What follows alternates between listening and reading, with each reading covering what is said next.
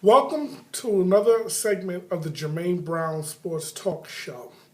Today is Tuesday, January the 14th, 2014. Today I'm going to get into a very controversial topic. It's a topic that, how can I say this? It's going to maybe upset some people, but I think it needs to be said. See, because if you see, unfortunately, most of Americans, and I'm going to just leave this to sports, but most of Americans, they're sheep. Most of Americans believe what they read and they hear from the media because we get our information from the media. And most of Americans are not intelligent enough to learn how to take what they read or hear, decipher it, and be able to form their own judgment. Or they're not able to look at things for the way it really is. I'm going to give you an example. In the NFL, if you listen to the media tells you that no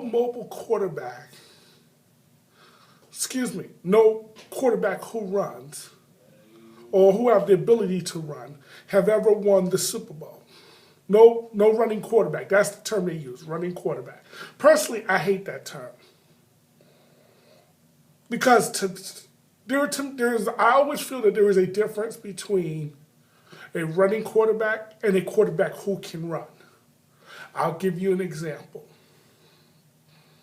Tim Tebow is a running quarterback. What he does best is his legs. Let's just be honest. He's not accurate. He can't really throw the football, not consistently anyway. His games are always ugly. But given the right situation, he can still be somewhat effective. But he runs. He's a running quarterback. Okay? Then the quarterback who can run, an RG3, a Colin Kaepernick, a Russell Wilson, a Michael Vick. Guys who know how to use their arms, are very good with their arms, but they also have the ability to run. Now, why am I bringing this up? Because it's sad that even when I'm watching the NFL Network, I hear former players and even some players state, first of all, let me congratulate the four teams that are participating in the NFC and AFC championship round. Okay?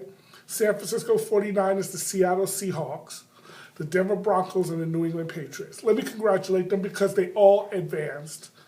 The games weren't as compelling or exciting as the wild card rounds, but nevertheless, they were still good games, with the exception of a couple here or there. But anyway, these are the best of the best. The quarterbacks that are left are like the best of the best here. We're talking. I mean, Tom Brady, Peyton Manning, instant Hall of Famers. I mean, the minute they leave the game 5 years later, because I think that's the time span that they have to be out of the game, they're first ballot Hall of Famers. I mean, let's just get it out right now. They're two of the best passers of this generation. Notice I didn't say of all time, of this generation. Okay? Then you got on the NFC side, Colin Kaepernick and Russell Wilson. Now, the media is going to really be talking a lot about Tom Brady and Peyton Manning this week. And you're going to hear a lot less, most likely, about Kaepernick and Wilson. Because they call them the old guard, the classic pocket quarterbacks, which is Tom Brady and Peyton Manning. And they are pocket quarterbacks. Versus the athletic quarterback in Colin Kaepernick and Russell Wilson. And they're going to say, and you already hear which style is going to win because, the pocket passers are the only ones who've won in the NFL. Hold on, folks. Now, see, this is why I say, these are former NFL players, former NFL coaches, and even current NFL players and coaches actually sometimes believe this crap. Because that's what it is, crap. I'm going to give you the names of some quarterbacks, folks, who were successful with their legs that have also won Super Bowls. Have you heard of a guy by the name of Brett Favre? Okay? Look at Brett Favre's stats, folks.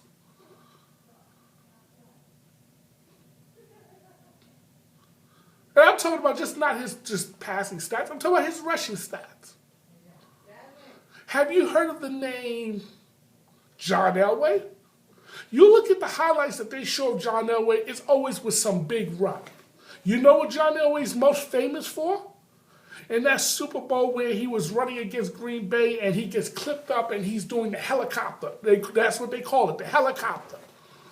Okay? He's most known for his, not known, I'm sorry, but when you look at his clips, there you see him basically running. Or the comeback against Cleveland where he made some plays with his legs.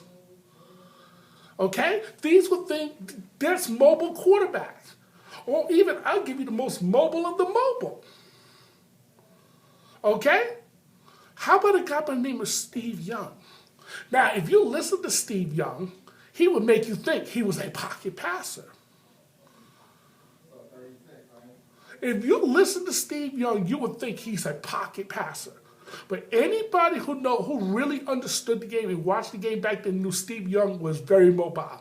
If you rushed that Steve Young the wrong way, he could take off and run for about 10, 15, 20 yards on you. Steve Young was the more mobile of the two of the other that I just mentioned, Brett Favre or John Elway.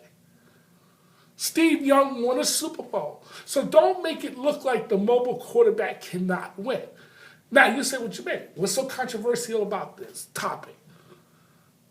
Well, here's the controversial part.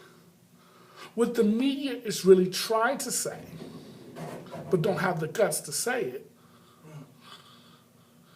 is that the mobile African-American quarterback has never won a Super Bowl.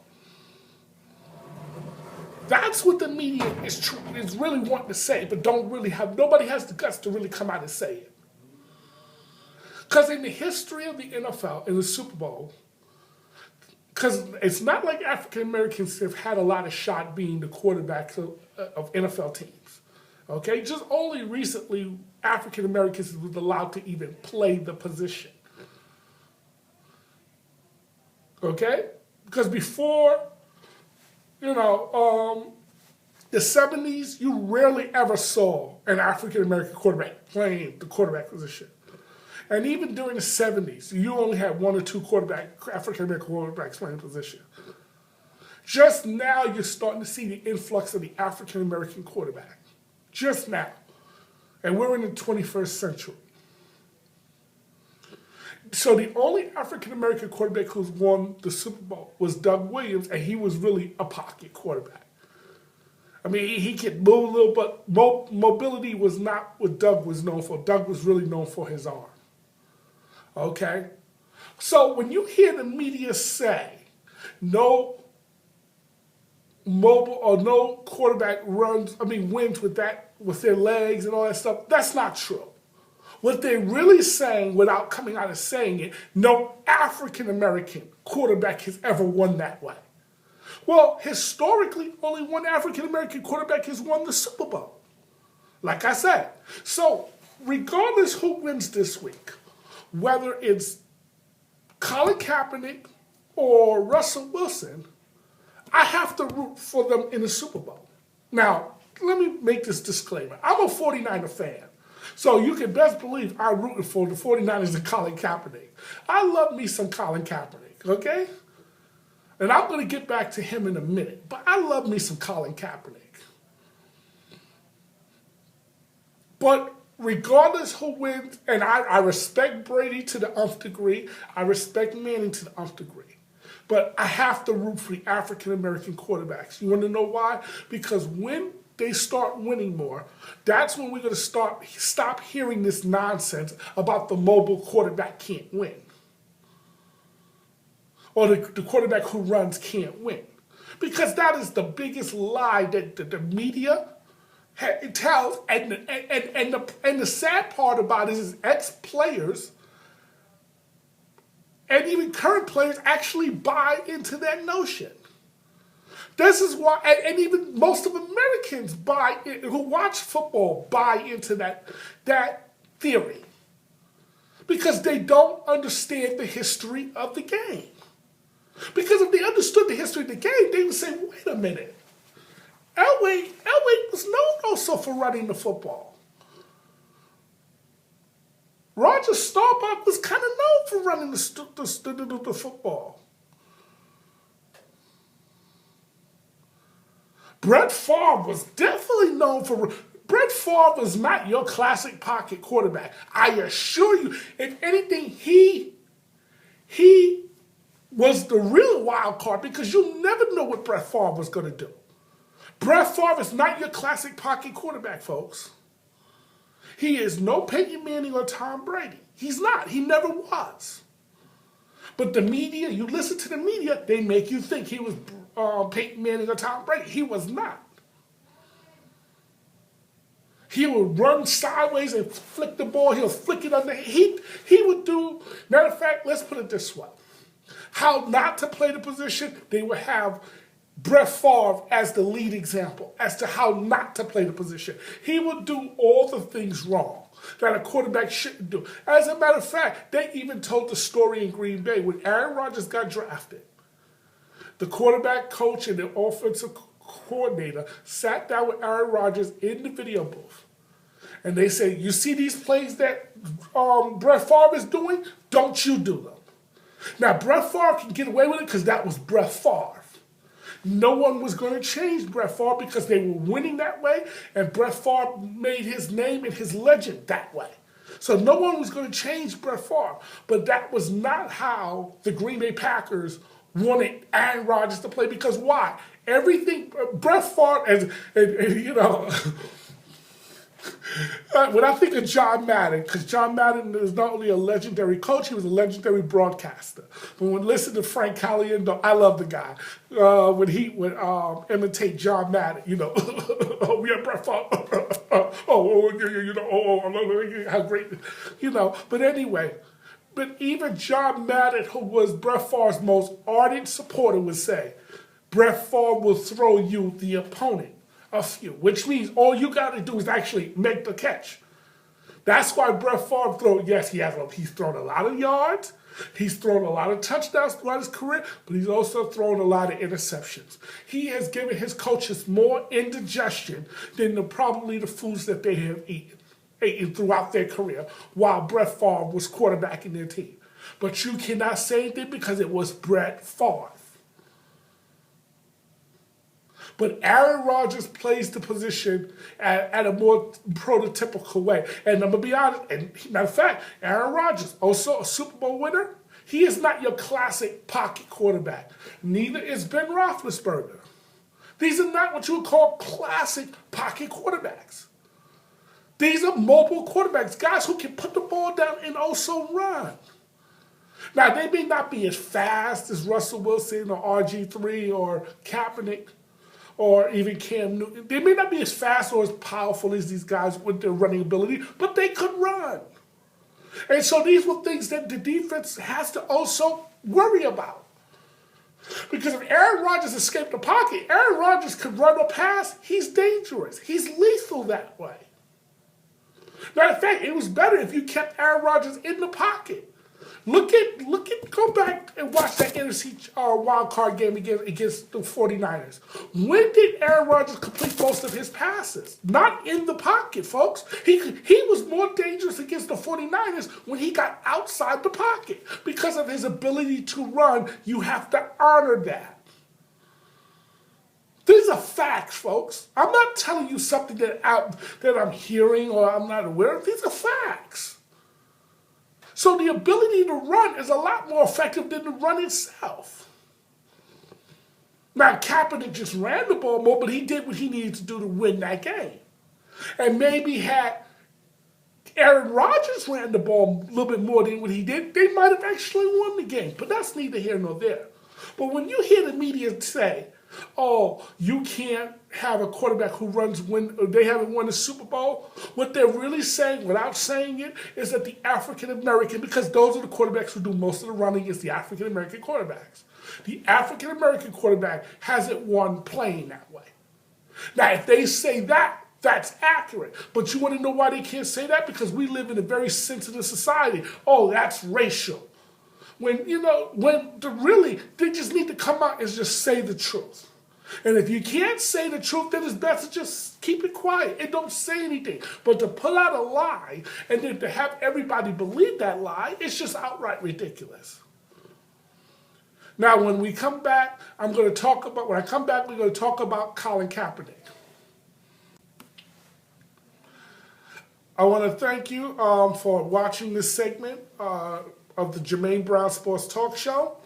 Welcome back. Today is Tuesday, January the 14th, 2014.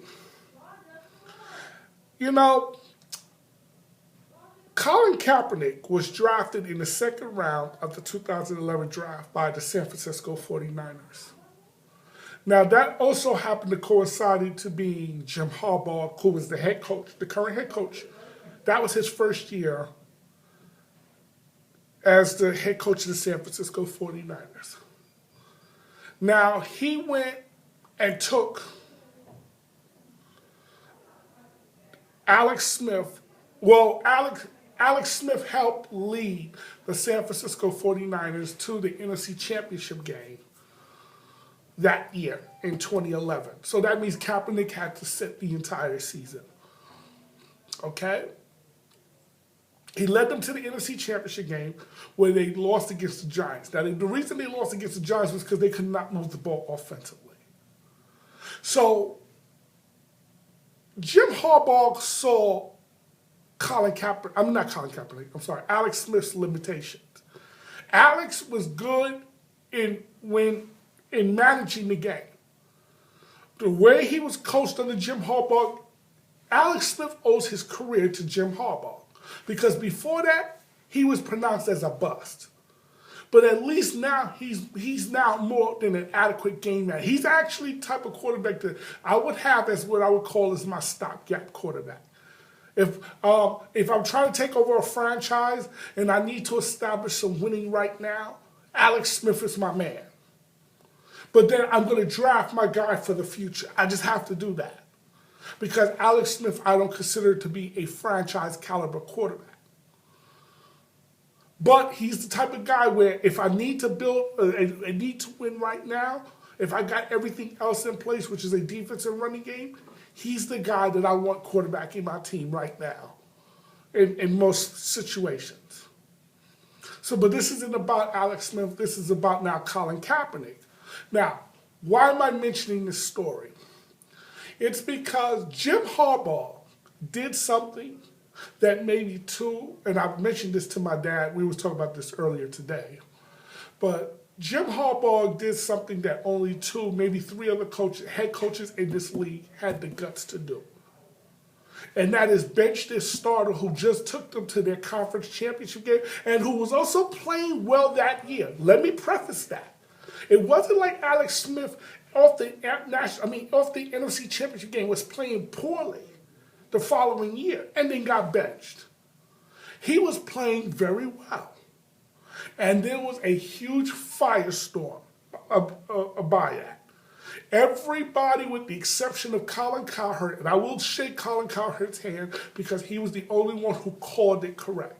He said, everybody needs to relax. Jim Harbaugh knows what he's doing. He actually even thought it was a great move because he even said he didn't see the 49ers going so far with Alex Smith. So I got to give Colin Cowherd credit because he was the only one who called it. But Jim Harbaugh was criticized right to left for that decision. A lot of people didn't like the decision. Hell, I'm going to be honest. I really felt bad for Alex Smith. I understand why Jim did it, but I felt bad for Alex because did Alex deserve it? No. But this is not about deserving, folks. This was about what was in the best interest of the organization moving forward, the franchise moving forward. And here's the funny thing. Even players in his own locker room, Jim Harbaugh's own locker room, did not sign off on that move. There were players that was very upset that Alex Smith was being benched. Okay? Matter of fact, Frank Gore admitted after they won the NFC Championship game that year, 2012, against Atlanta, that he was not sold on Colin Kaepernick as the quarterback going into in that season. He thought they should have stood with Alex Smith. But he said that because he wasn't certain that they could win. And it goes back to my previous, before I went to my break, when I said that players and former players buy into this notion that you can't win with a mobile quarterback. Because even you listen to Frank Gore, and I remember it as if it happened today. He says, "Oh, I wasn't certain we could win with him with that style of play because historically it's never been done before." Yada yada yada yada. Okay, I was not a fan of it. This is what Frank Gore said. But he says, "I'm so glad that Jim did what he did." That took guts. There was this, because I live here in New York City, when I would go by, say, a bus stop, okay, and we have bus stops on like every other street here in the city. Every 2 or 3 blocks is a bus stop. There was this whiskey commercial. I mean, not whiskey commercial, this whiskey flyer or a billboard or whatever you want to call it. Because I don't drink, so I wouldn't know it. But I think it was by Dewar's, Dewars, Dewar's, okay, whiskey. But I remember the slogan that they had. And I would always remember it. Fortune favors the bold. What Jim Harbaugh did was bold. He went against the establishment. He went against the norm. He took a risk because had that failed and blew up in his face, he might be out of a job today. But he took a huge gamble, benching Alex Smith what he did. Now, he tried to use the argument that, Smith was hurt with a concussion and Colin Kaepernick played well. But come on, folks.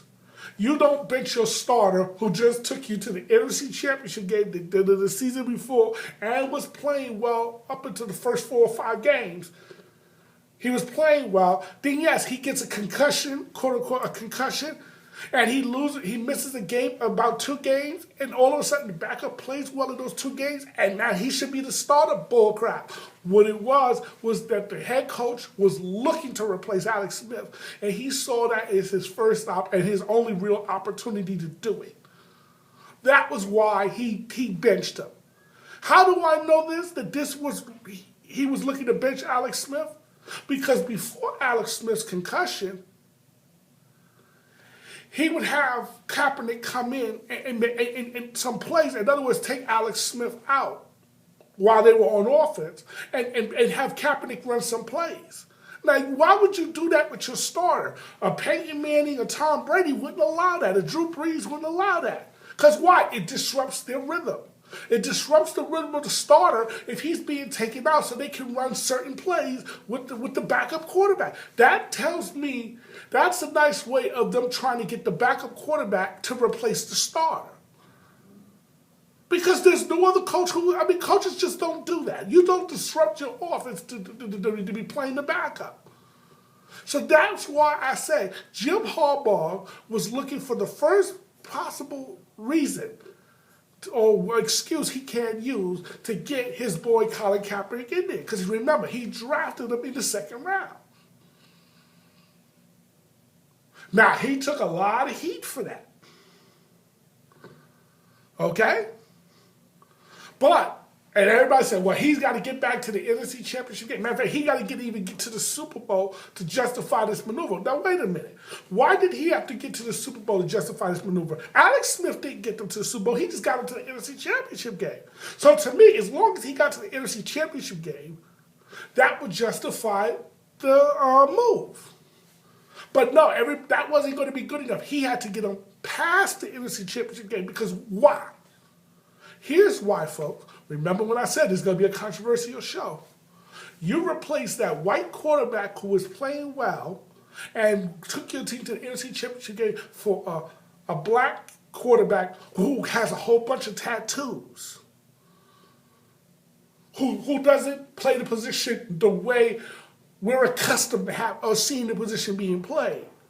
How dare you bench this white quarterback for him?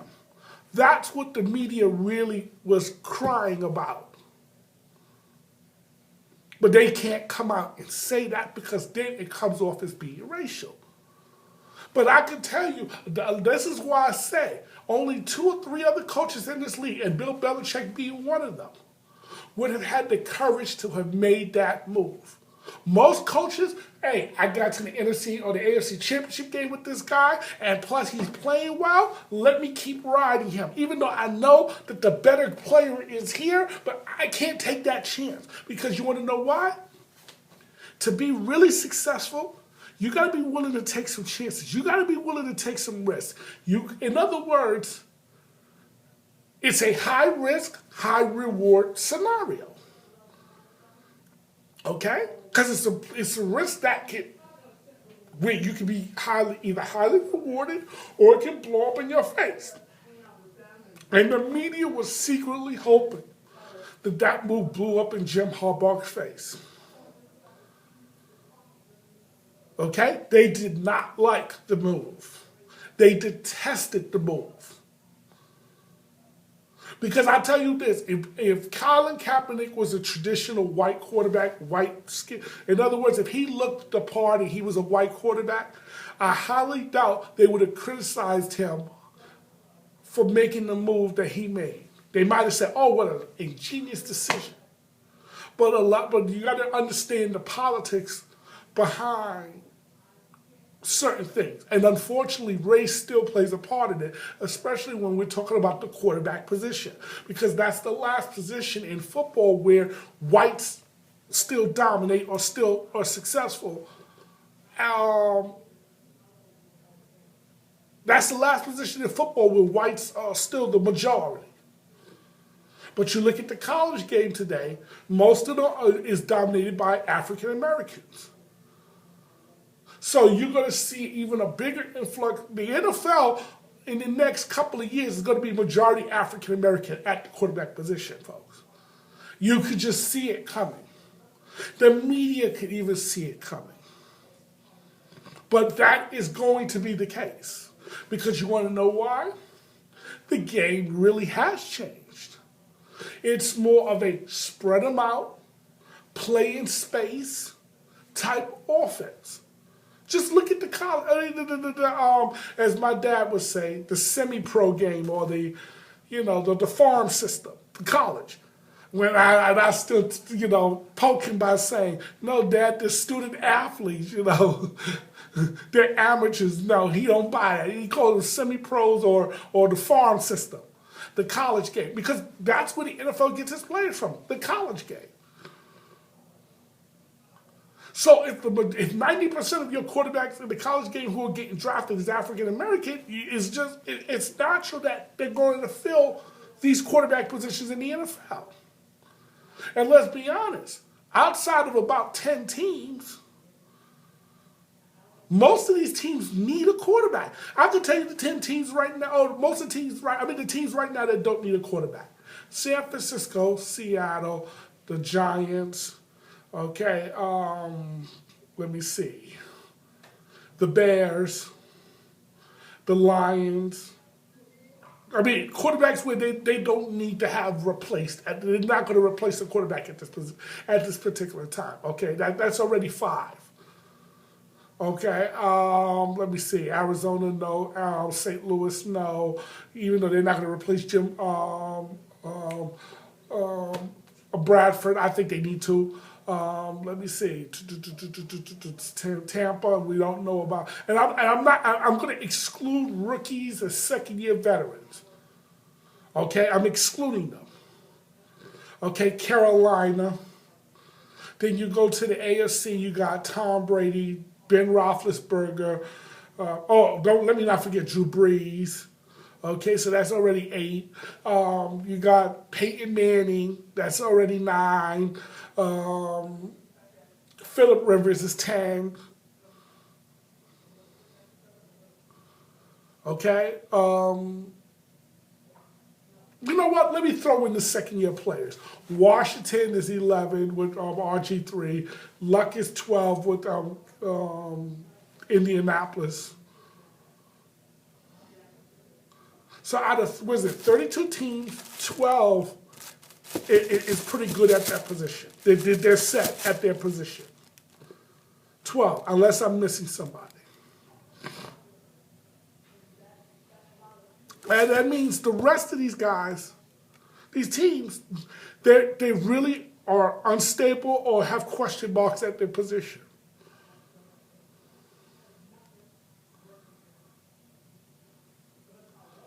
Okay? They're either unstable or have question marks at their position.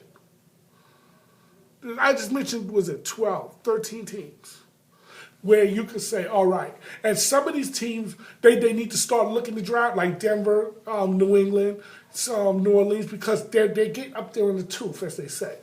You know, they're getting long in the tooth. They're getting up there in age. So in the next couple of years, they're going to need a quarterback. So you can really take them off that list. But but if we're talking young quarterback, which means we expect them, if barring injuries, because you never know what may happen, but barring injuries, we expect these guys to be around for the next 10 years, 5 to 10 years. We're talking, and out of that 12, only half of them is going to be around. Carolina with Cam Newton, RG3, Kaepernick, Russell, Luck, that's 5. Okay? Am I missing somebody that we're saying going to be here around for the next 10 years? There's only 5. Unless I'm missing somebody. Let me see. Kaepernick, Luck, Wilson, RG3, Cam Newton. 5. What's the skin color of 4 out of 5? They're black. They're African American.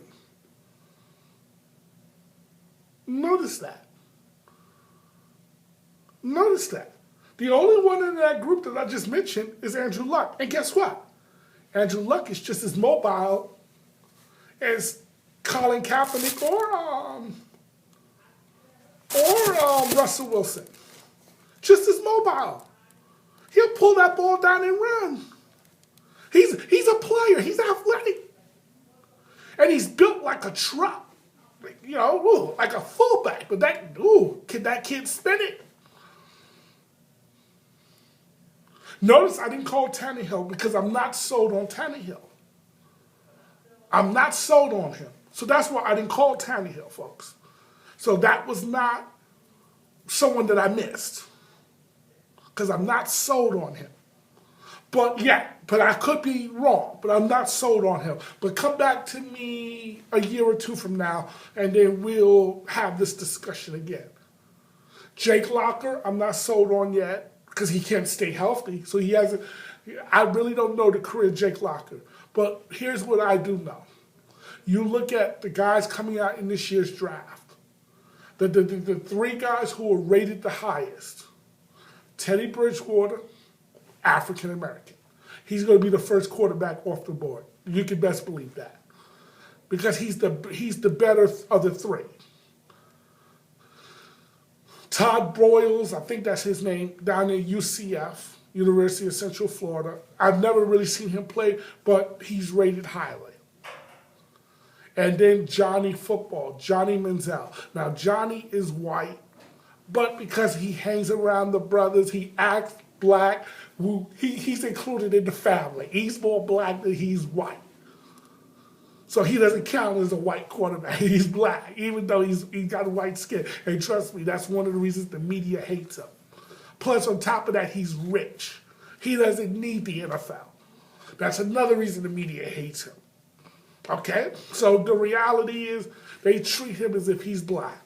But that aside, I hate making a show where it's black versus white. And I'm not here to talk about against white folks. Come on. All right? Some of my most favorite quarterbacks are white. You know, Steve Young, Joe Montana, Dan Marino. I mean, guys who could just spin it. Dan Marino could just spin it, though he was not mobile. Neither was Joe Montana, not really mobile. Steve Young was. But mobile quarterbacks I tend to gravitate more to. Not running quarterbacks, mobile quarterbacks. Quarterbacks who can run. And like I said, there is a difference.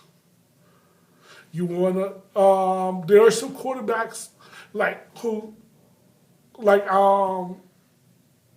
Shaw down in South Carolina. Now my dad likes him, I don't. I see him more as a running quarterback than a quarterback who can run. You see, that's the difference. And every year you have one of those type of quarterback guys who made Taylor Martinez from Nebraska. Okay? He's definitely a running quarterback. And I'm a Nebraska fan, trust me, I know. He is a running quarterback. That's why when he goes to the combine, I think he's already talking about switching positions because he already knows he will not make it, he will not get drafted as a quarterback in the NFL. It's just not going to happen. Because his play from the passing game is really underwhelming. Now he's got speed, and there is a place for him in the NFL roster, but not as a quarterback. Not as a quarterback. Okay? Running quarterbacks. That's what they call. See, that's why I say there is a distinction between the two. But I want to thank you for watching another segment of the Jermaine Brown Sports Talk Show. I wish you guys, everyone, have a blessed evening. And I look to see you guys again. Take care. Bye.